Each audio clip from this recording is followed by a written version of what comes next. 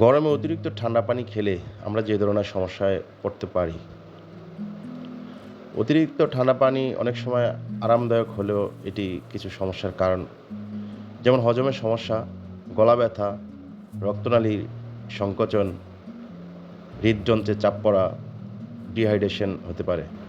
আমি পরামর্শ দেব এই গরমে ঠান্ডা পানি একেবারেই না খাওয়া। কারণ ঠান্ডা পানি খাওয়ার ফলে গলা ব্যথা, সর্দি, কাশি এই ধরনের সমস্যা হয়ে থাকে, টনসিলে ব্যথা হয়ে থাকে।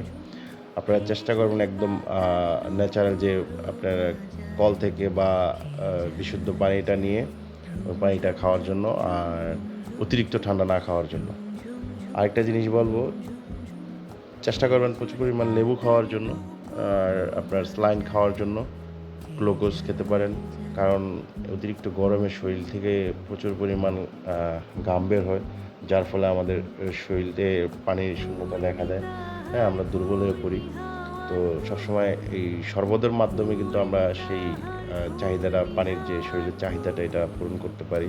আর খালি পানিও খাবেন, খালি পানি তো সবসময় খাবেনই, তবে শরবতটা খেলে আপনার শরীরটা একটু চাঙ্গা থাকে।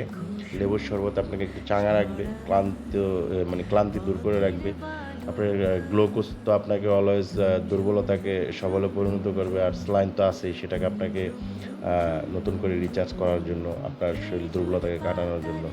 তো এইগুলো আপনারা চেষ্টা করবেন করে খাওয়ার জন্য, যেহেতু এখন বর্তমানে অনেক গরম।